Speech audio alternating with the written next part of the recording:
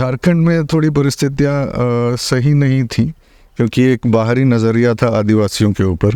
तो उसकी वजह से जो जिस तरीके की बातें की गई, जैसे जिंगा लाला हू टाइप की चीज़ें, या जंगली कुछ ऐसे रंग को लेकर के चीज़ें, नक्सली को लेकर के, तो ये सब बातें होती थी। तो उसकी वजह से अंदर से बंद होने लगता है एक बच्चा। जैसे सिनेमा या कोई भी आर्ट फॉर्म होता है, उसके क्षेत्र में आना एक आदिवासी लड़के के लिए एक प्रिविलेज की ही बात है हमारी, कि क्योंकि आर्ट फॉर्म जो है, कोई भी आर्ट होता है, वो हमारे समाज के इंफ्रास्ट्रक्चर की बात नहीं है, वो सुपर स्ट्रक्चर की बात है। कि क्योंकि वो जब दाल भात घर रोटी कपड़ा मकान इंश्योर हो जाता है, उसके बाद ही आप कला के क्षेत्र में जा पाते हैं। अभी भी बहुत कोई सोचते हैं कि आदिवासी पत्ता पहनते हैं। हाँ, पत्ता बोल के भी चिढ़ा देते हैं मुझे। पत्ता शब्द आपने वो मेंशन किया था, मैं बता दे रहा हूँ। तो ऐसा था। तो एक टाइम पे वो क्वेश्चन करने लगता है कि आपका जो वो जो होता है ना, जन्म लेना ही मिस्टेक लगने लगता है। तो आपको लगा कभी? लग रहा, उस टाइम पे लग रहा था कि ऐसा क्या है कि मेरे पैदा होने पर इतना उपहास किया जा रहा है मेरे जिस समाज में मैं पैदा हुआ, उसी को हास्यास्पद लग रहा है लोगों को। एक मेडिकल नेग्लिजेंस का एक केस होता है उसके लाइफ में, फिर वो उसके जीवन में किस तरीके से बदलाव लाता है, यही उस फिल्म की कहानी है। तो आमतौर पर हो सकता है कि मेडिकल नेग्लिजेंस पर कम ही फिल्में बनती हैं।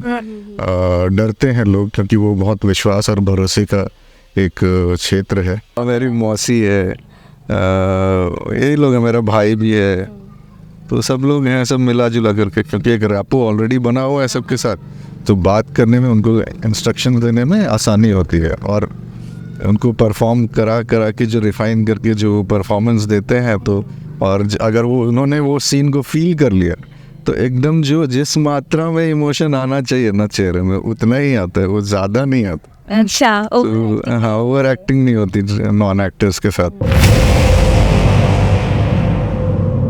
झारखंड में प्रतिभाओं की कमी नहीं है। यहाँ के झारखंडियों की बात कर ले या फिर आदिवासियों की बात कर ले, यहाँ के लोगों ने अपनी प्रतिभा से देश और दुनिया में नाम तो रोशन किया है, अपनी प्रतिभा का लोहा भी मनवाया है। खेल जगत की बात कर ले, फैशन जगत की बात कर ले या फिल्म जगत की बात कर ले, कैसे आदिवासी युवा यहाँ से निकल के आए हैं। इन्होंने बड़े बड़े इंटरनेशनल प्लेटफॉर्म पर अपनी शॉर्ट फिल्मों के द्वारा यहाँ की संस्कृति को, यहाँ की सभ्यता को, अपनी सोच को दिखाने का काम किया है। फिलहाल ऐसे ही एक प्रतिभावान फिल्म डायरेक्टर हमारे साथ है। आप निरंजन कुजूर को जानते ही हैं। इनकी आगामी जो जनवरी 20 से 28 तक ढाका में एक फिल्म फेस्टिवल होने वाला, ढाका इंटरनेशनल फिल्म फेस्टिवल। इनकी एक बंगाली भाषा में शॉर्ट फिल्म है तीर बंदोना, ये प्रदर्शित की जाएगी। फिलहाल बड़ी खुशी की बात है, और हम लगातार आपको ऐसे लोगों से मिलवाते आए हैं, ऐसे प्रतिभावान लोगों से मिलवाते आए हैं जिन्होंने झारखंड का नाम रोशन किया। तो फिलहाल अभी हम राजधानी रांची से 80 किलोमीटर दूर लोहरदगा आए हैं। बातचीत करते हैं निरंजन कुजूर से। निरंजन जी, बहुत बहुत बधाई। सबसे पहले तो मैं आपको बता दूं कि आगामी 20 जनवरी से 28 जनवरी तक ढाका इंटरनेशनल फिल्म फेस्टिवल में एक शॉर्ट फिल्म है तीरे बेंदोना, बंगाली फिल्म है, शॉर्ट फिल्म है, निरंजन की डायरेक्टर हैं, और इनकी जो फिल्म है वो वहाँ चयनित हुई है, वहाँ पे वो प्रदर्शित की जाएगी। तो फिलहाल बहुत बहुत बधाई। और थोड़े से हम आपकी शॉर्ट फिल्म के बारे में जानना चाहेंगे निरंजन जी। बंगाली में है, लेकिन हिंदी में थोड़ा सा हम समझना चाहेंगे क्या है उस शॉर्ट फिल्म में, ऐसी क्या चीज़ें हैं कि ढाका का जो फिल्म फेस्टिवल का जो जूरी मेंबर है, उन्होंने इस फिल्म को चुना है। जी, इसके बारे में तो जूरी मेंबर ही ठीक से बता पाएंगे। कुछ तो खास जरूर होगा। फिल्म मैं ये बता सकता हूँ कि फिल्म किस बारे में है। फिल्म एक किरदार के बारे में है जिसका नाम है हरिपद, बांग्ला में हरिपदो हो जाते हैं वो। तो उनका क्या है कि वो एक ऐसे कैरेक्टर हैं जो हम हर फैमिली में देखते हैं, हर परिवार में वो ऐसे होते हैं कि जिनको उतना पसंद नहीं कर पाते हैं लोग, या वो कहीं फिट नहीं बैठ पाते हैं, उनके तौर तरीके थोड़े अलग होते हैं, पर उनमें उनकी कोई गलती नहीं होती। तो ये कैरेक्टराइजेशन में इस कैरेक्टर को एक ऐसे पृष्ठभूमि में है जिसमें एक मेडिकल नेग्लिजेंस का एक केस होता है उसके लाइफ में, फिर वो उसके जीवन में किस तरीके से बदलाव लाता है, यही उस फिल्म की कहानी है। तो आमतौर पर हो सकता है कि मेडिकल नेग्लिजेंस पर कम ही फिल्में बनती हैं, डरते हैं लोग क्योंकि वो बहुत विश्वास और भरोसे का एक क्षेत्र है। तो लेकिन ये एक ही केस हुआ था, ऐसा नहीं है कि ऐसा हमेशा ही होता है, पर एक ऐसा केस हुआ था बंगाल में ही। तो ये कहानी जो है, मेरे जो सिनेमाटोग्राफर हैं वो मेरे पास लेकर के आए थे, जयदीप भौमिक नाम है उनका। तो वो कहानी जो है एक न्यूज़पेपर में छपा था, वहाँ पर से फिर हम लोगों ने उसको अडेप्ट किया, एक स्क्रीन प्ले लिखा और वो अभी फिल्म बनी है उस पर। आप जिस कैरेक्टर को आप दुनिया के सामने ला रहे, क्या लगता है वो कैरेक्टर समाज में है? हाँ, हर परिवार में है। जैसे कि मैंने कहा, मुझे लगता है हमारे घर पे ही आपको देखने को मिल जाएगा, या आप अपने घर में ही आप चारों तरफ घुमा करके देखें नज़र, तो बहुत उनको वो एक्सेप्टेंस नहीं मिल पाता अपने घरों में, क्योंकि उनके तौर तरीके थोड़े अलग होते हैं, वो उनकी टाइमिंग अलग होती है, उनका सेंस ऑफ ह्यूमर अलग होता है।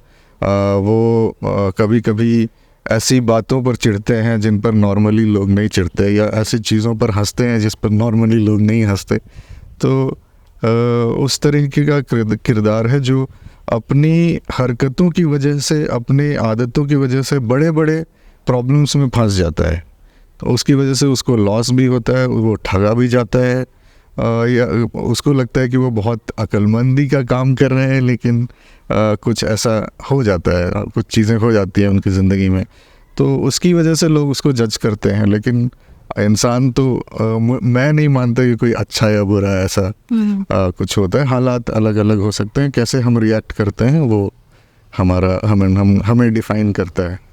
चलिए, आपने इतनी अच्छी मूवी बनाई है, लोग पसंद कर रहे हैं, काफ़ी इंटरनेशनल फिल्म फेस्टिवल में चयनित हो चुका है। हम थोड़ा सा आपका सफ़र जानना चाहेंगे निरंजन जी, कैसे शुरुआत हुई सफ़र की? क्योंकि हम जब आदिवासी किसी लड़के की बात करते हैं ना, तो लोग सोचते हैं नॉर्मली हम पढ़ लें, टीचर बन ले, या फिर हम आर्मी वगैरह में चले जाए। इस फील्ड में बहुत कम हमारे युवा आ पाते हैं। आप कैसे सोचे इस फील्ड के बारे में? जी, कहीं ना कहीं तो एक ये जैसे सिनेमा या कोई भी आर्ट फॉर्म होता है, उसके क्षेत्र में आना एक आदिवासी लड़के के लिए एक प्रिविलेज की ही बात है हमारी, कि क्योंकि आर्ट फॉर्म जो है, कोई भी आर्ट होता है, वो हमारे समाज के इंफ्रास्ट्रक्चर की बात नहीं है, वो सुपर स्ट्रक्चर की बात है। कि क्योंकि वो जब दाल भात घर रोटी कपड़ा मकान इंश्योर हो जाता है, उसके बाद ही आप कला के क्षेत्र में जा पाते हैं। लेकिन मतलब तो उस तरीके से मेरा एक प्रिविलेज रहा है, उस तरीके से कि माँ बाप हमारे सक्षम रहे हैं कि एक स्ट्रगल को सस्टेन कर पाएँ मेरी फिल्म मेकिंग को लेकर के। उसके अलावा मुझे लगता है कि एक समय था जब मैं खुद एक बहुत ही आइडेंटिटी क्राइसिस से गुज़र रहा था, एक बहुत लंबा समय। वो स्कूल के दिनों से लेकर के वो मेरे कॉलेज के दिनों तक का लंबा सफ़र था, जब अपने आप को लेकर के मैं बहुत कॉन्फिडेंट नहीं था कि मैं कौन हूँ। मेरा जो कल्चरल बैकग्राउंड है उसको लेकर के मैं कॉन्फिडेंट नहीं था। पर धीरे धीरे जैसे मैं आगे बढ़ता गया, तो जैसे मणिपाल में मैं पढ़ रहा था, तो वहाँ पर काफ़ी लंबे समय तक मैं इस बारे में बात भी नहीं करता था कि मैं कौन हूँ, मेरी कल्चरल आइडेंटिटी क्या है, जबकि सब लोग बात करते थे, सब लोग अपनी मातृभाषा में बात करते थे, और मेरे तरफ से वैसा कुछ निकल करके नहीं आता था, ना ही मैंने कभी डिस्क्लोज किया कि कौन हूँ। कहाँ रहे थे? तो वो है, मतलब स्कूल के टाइम पे ही, स्कूल से लेकर के झारखंड में थोड़ी परिस्थितियाँ सही नहीं थी, क्योंकि एक बाहरी नज़रिया था आदिवासियों के ऊपर।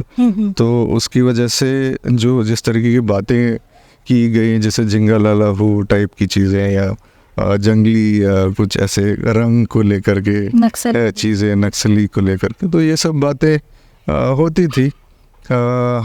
तो उसकी वजह से अंदर से बंद होने लगता है एक बच्चा। तो वो बंद होने की वजह से बहुत बार मैं अपने आप को एक्सप्रेस नहीं कर पाता था। मेरे ग्रेड्स भी ख़राब होने लगे थे। जैसे ग्रुप एक्सरसाइजेज में मैं परफॉर्म नहीं कर पाता था। तो ये सब होता था। तो अब लेकिन धीरे धीरे मुझे ये जब वहाँ पर श्री प्रकाश जी आए थे वहाँ पर एक कुछ फिल्में दिखाने के लिए, तो मैंने ज़िंदगी में पहली बार पर्दे में झारखंडी सिनेमा वहाँ पर देखा था, क्योंकि श्री प्रकाश जी आए थे और उन्होंने बाहा बोल के उनकी फ़िल्म वहाँ पर स्क्रीन की थी रिलीज़ से पहले। जो मतलब यहाँ रांची में जब रिलीज़ हुई उससे बहुत पहले उन्होंने बाहा वहाँ पर दिखाया था। और फिर किसकी रक्षा और नेत्रहाट पर जो फिल्म है वो सारी फिल्में दिखाई उन्होंने। तो जब अपने लोगों को मैंने ऐसा स्क्रीन पर देखा तो उस वक्त भी मैं अचानक से खुल नहीं पाया। मैं डर के मारे उनसे बात भी नहीं किया। फिर वहाँ पर वो भी है कि हम लोगों ने वर्ल्ड सिनेमा देखा, जो सब जगह पे मतलब पूरे जैसे यूरोप की गांव की फिल्में, जापान की गांव की फिल्में, तो ये सब मिला जुला करके जो हमारे सराउंडिंग्स जो हैं, अगल बगल की चीज़ें, वो सिनेमा में हो सकता है, ये मुझे समझ में आया। तो उससे एक बहुत कॉन्फिडेंस आया। और दूसरी चीज़ ये भी है कि एक लंबे समय तक मैं ये भी था कि मुझे करना क्या है वो नहीं समझ में आ रहा था। तो जब फिल्म के प्रोजेक्ट्स आते हैं तो उस टाइम पे मुझे समझ में आया, ये समझ में आता है कि वही एक क्रिया है, वही प्रोसेस है जिसमें मैं सब कुछ भूल जाता हूँ। मुझे किससे क्या झगड़ा हुआ, कौन सा टेंशन, वो सब कुछ भूल जाता हूँ, बस वो बनाने में लग जाता है। तो वो काफ़ी ये सब कुछ मिला जुला करके मुझे सिनेमा की तरफ आकर्षित किया और उसी में मैं आगे बढ़ना चाहा जीवन में।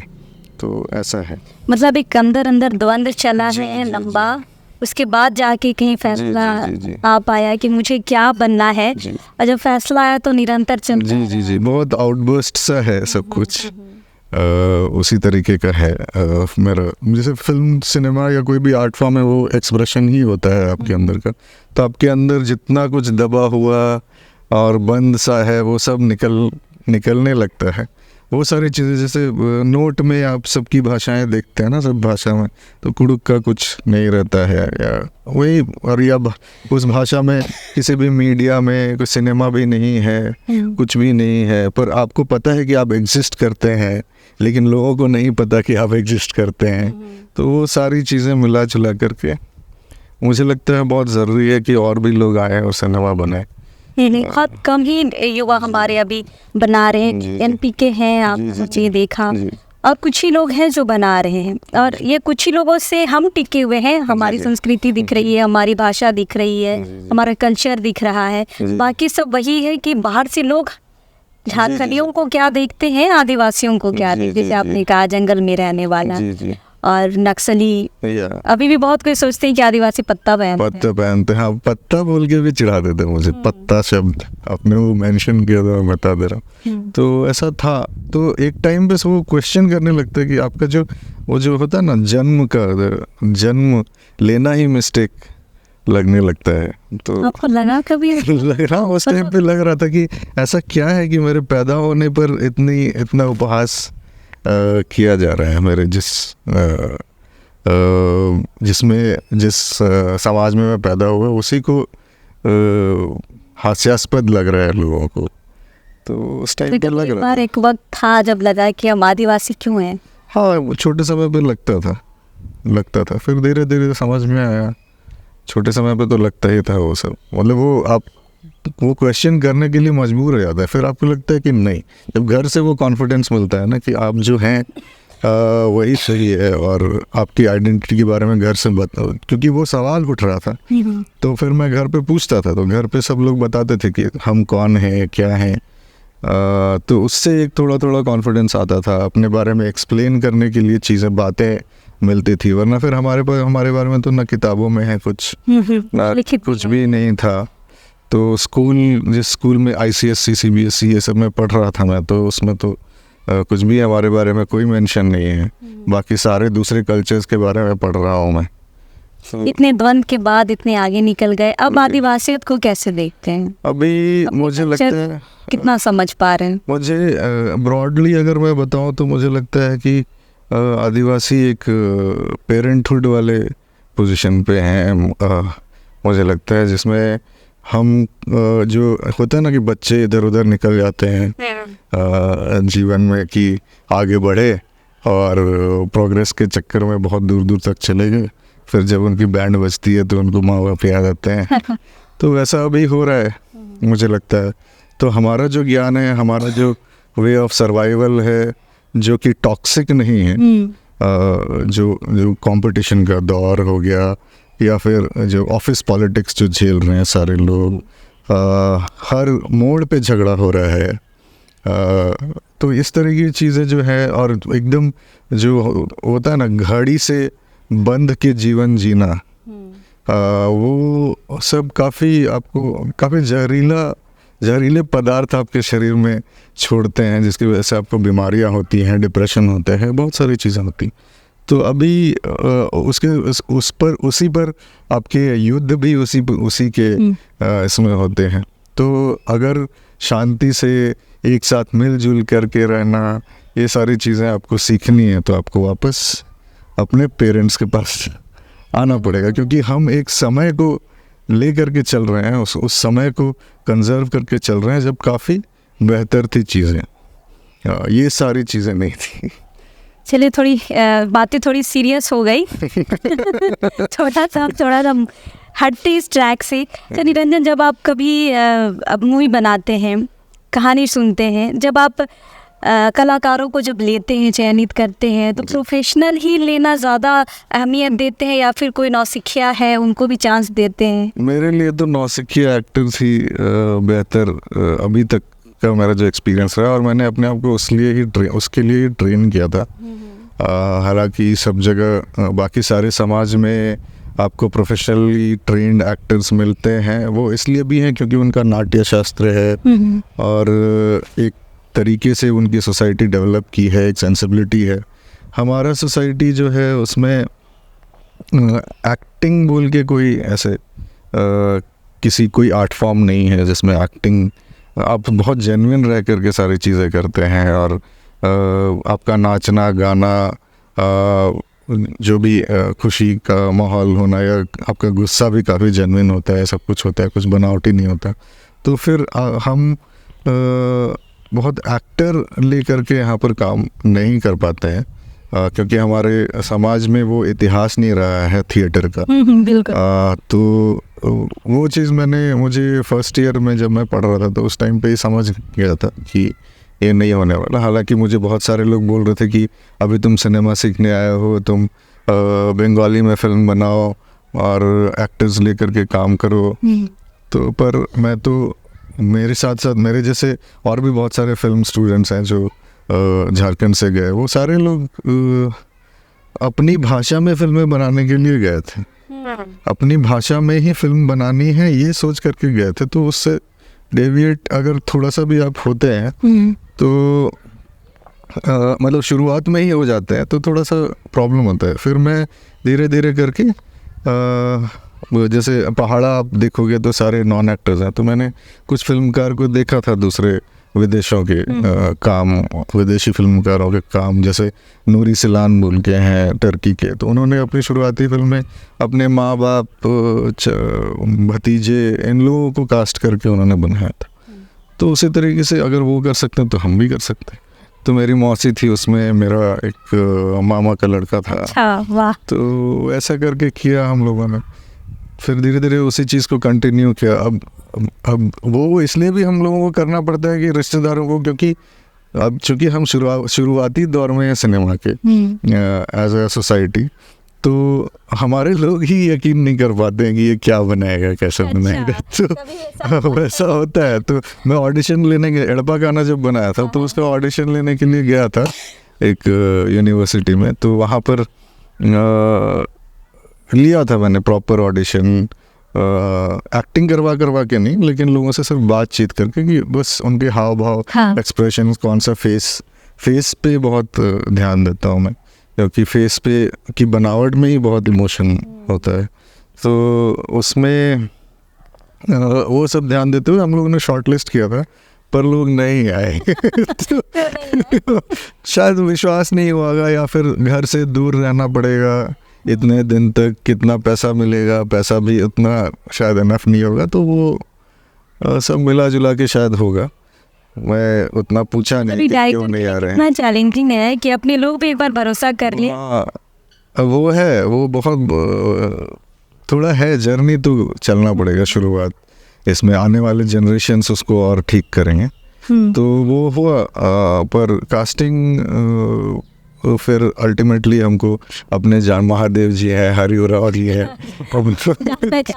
हाँ मेरी मौसी है, ये लोग हैं, मेरा भाई भी है, तो सब लोग हैं, सब मिला जुला करके, क्योंकि एक रैपो ऑलरेडी बना हुआ है सबके साथ, तो बात करने में, उनको इंस्ट्रक्शन देने में आसानी होती है, और उनको परफॉर्म करा के जो रिफाइन करके जो परफॉर्मेंस देते हैं, तो और अगर वो उन्होंने वो सीन को फील कर लिया, तो एकदम जो जिस मात्रा में इमोशन आना चाहिए ना चेहरे में, उतना ही आता है, वो ज़्यादा नहीं आता। अच्छा, तो हाँ, ओवर एक्टिंग नहीं होती नॉन एक्टर्स के साथ।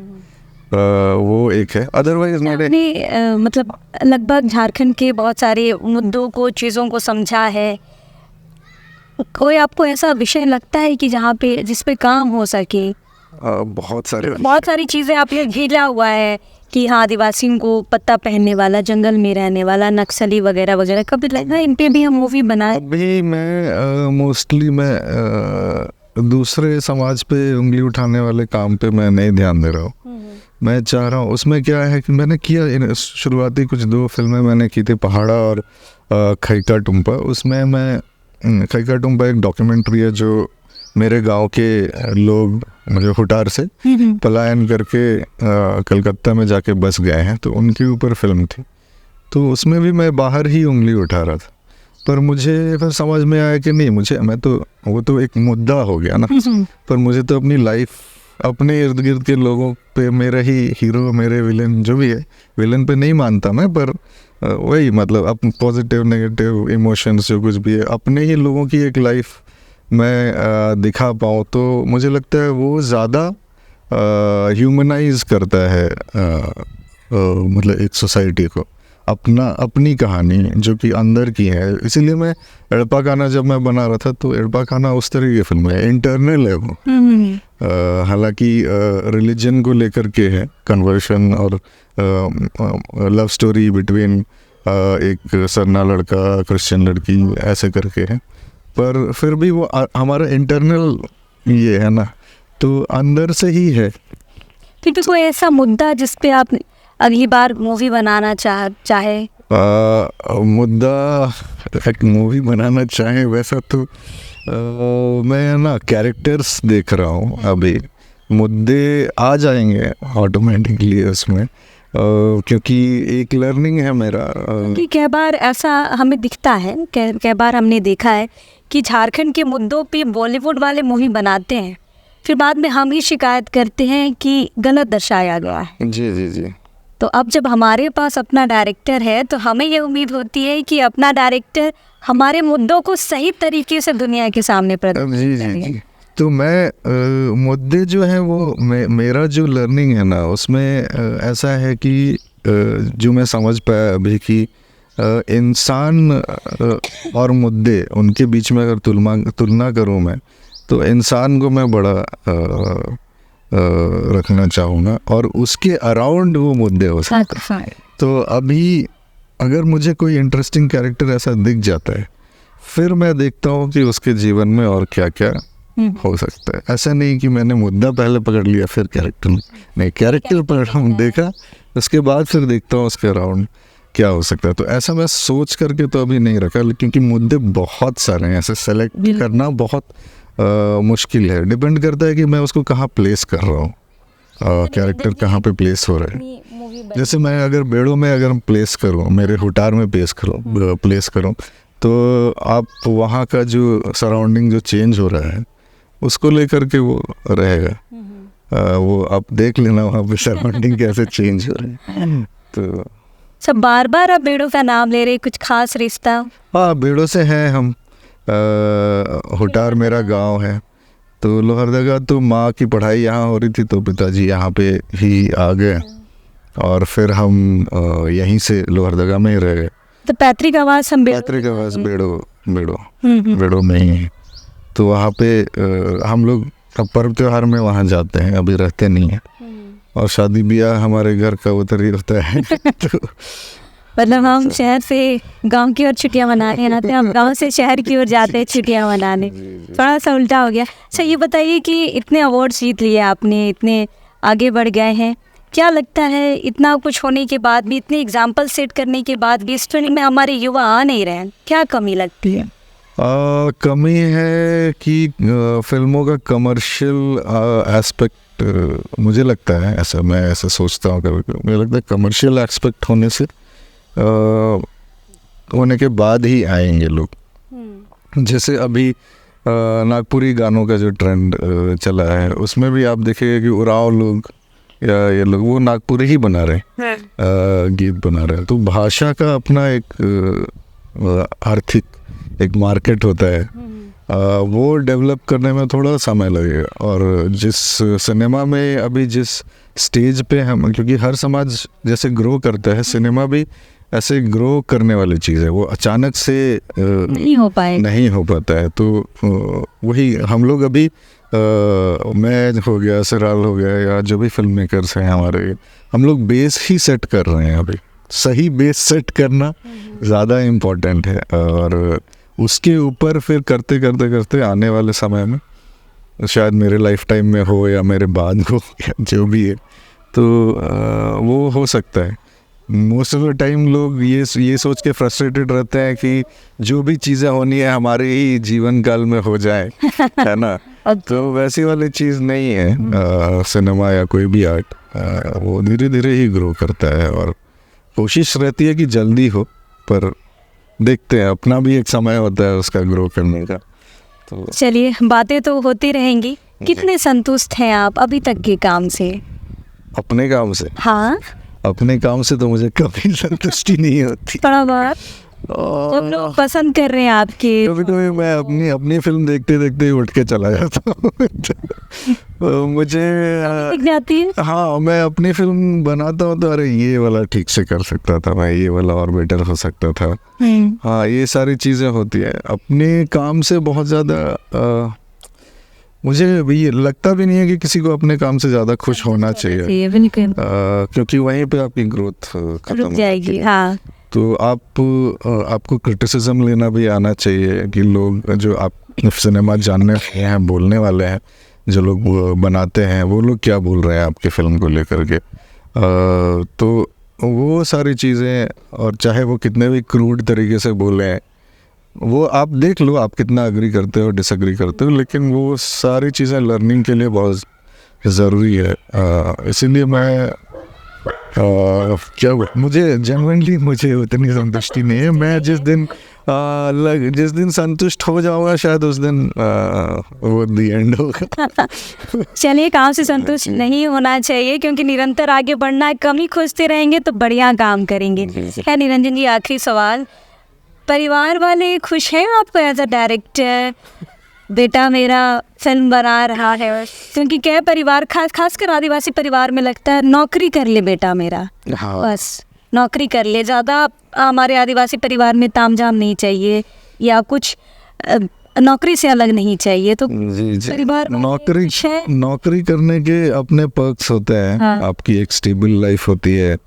मतलब ये थोड़ा सा क्या बोलूँ, अनफॉर्चुनेट ये है कि लोग आपकी सक्सेस को बैंक बैलेंस से ही ये करते हैं, जज करते हैं। आप चाहे जो भी कर लें, जिसके लिए जैसा भी जी लें, मर लें, कितना भी प्यार कर ले अपने स्पाउस से, तो वो सारी चीज़ें हैं। और पैसा बहुत सारी सुविधाएं भी देता है, जिससे जीवन थोड़ी आसान होती है, वो सारी चीज़ें हैं।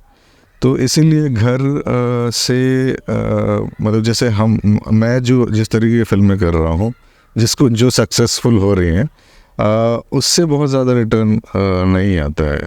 पर जो काम मैं इन लोगों के अलावा जो काम करता हूँ, जैसे ऐड फिल्में बनाना या दूसरी चीज़ें, जैसे किसी कंपनी में कुछ दिन के लिए काम कर लिया मैंने, तो वो सारी चीज़ें मुझे रिटर्न देती हैं।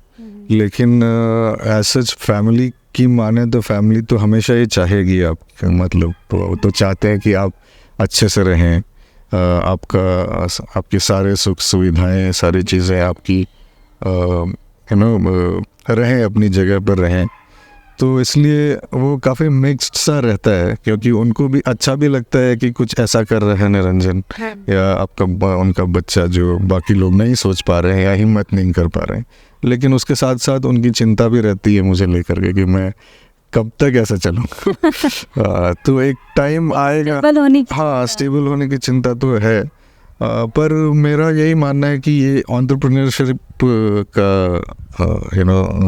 क्षेत्र है, तो इसमें तो पहले आपको अपने आप को as a film director establish करनी होती है, तो उसमें आपको बहुत सारे बलिदान देने पड़ेंगे।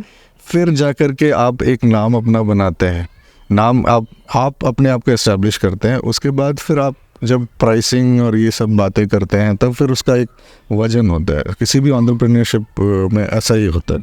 तो ये एंटरप्रेन्योरशिप न समझ पाने का भी एक आउटकम है, जो समाज या फैमिली उस तरीके से सोचती है।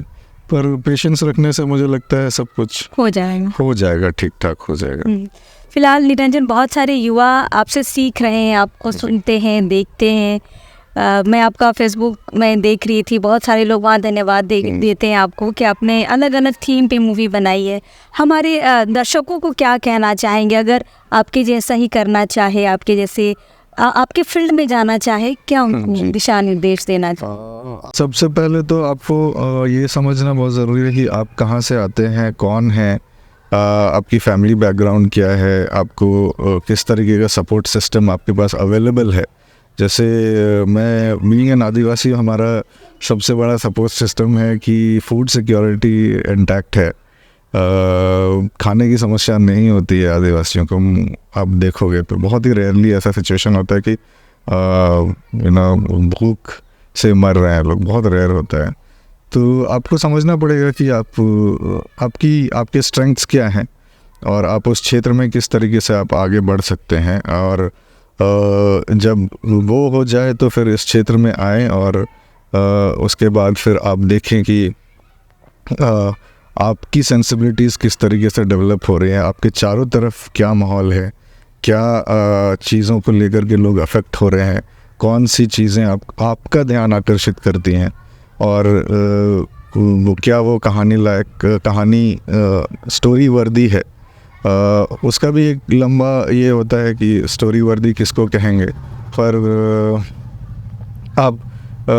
आपको लगता है कि वो अगर कहानी कहनी चाहिए तो आप वो ज़रूर कहें, चाहे छोटे लेवल पे ही कहें।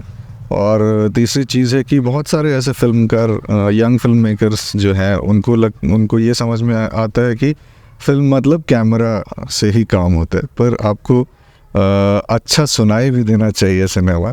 वो बिल्कुल ही 50-50 है। या तो कहें, आप ये भी मान सकते हैं कि जैसे अगर पृथ्वी पर हम खड़े हैं तो जो साउंड है वो पृथ्वी है, उस पर पिक्चर खड़ी होती है। अगर साउंड आपका सही नहीं रहेगा तो आपका सिनेमा भरभरा के नीचे गिर जाता है।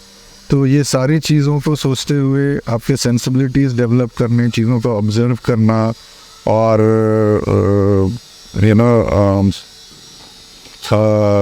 जो भी चीज़ों को ऑब्ज़र्व करना, अपने आसपास के लोगों को ऑब्ज़र्व करना, डिटेल में ऑब्ज़र्व करना, वो सारी चीज़ें काफ़ी इम्पॉर्टेंट होती हैं किसी भी आर्ट फॉर्म इंक्लूडिंग सिनेमा को करने के लिए। तो आप इन सब पर ध्यान दें और आगे बढ़ते रहें।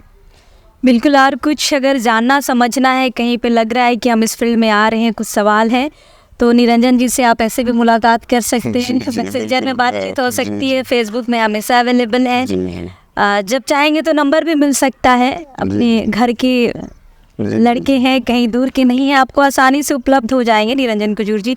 फिलहाल हम ऐसे प्रतिभावान युवाओं से लगातार आपकी मुलाकात कराते आए हैं और निरंजन कुरजूर की जो फिल्म है तीरे बेंदोना, ये आगामी जो मैंने कहा कि ढाका इंटरनेशनल फिल्म फेस्टिवल में प्रदर्शित होने वाली है। बढ़िया मूवी है। तो फिलहाल हम इनसे बातचीत करने लोहरदगा आए हैं और बहुत सारे विषयों पे हमने बातचीत की है। एक अंदर का द्वंद्व भी निकल कर आया कि यहाँ तक पहुँचने में कितनी मेहनत लगी है, उस द्वंद्व से निकलने में कितनी मेहनत लगी, और मेहनत के बाद अगर आज हम इस अवार्ड के प्लेटफॉर्म पर आए हैं तो बिल्कुल यहाँ पे मेहनत लगी है। हम हैं निरंजन के साथ और बहुत बहुत धन्यवाद, आपने बहुत समय दिया तब व्यस्त होने के बावजूद।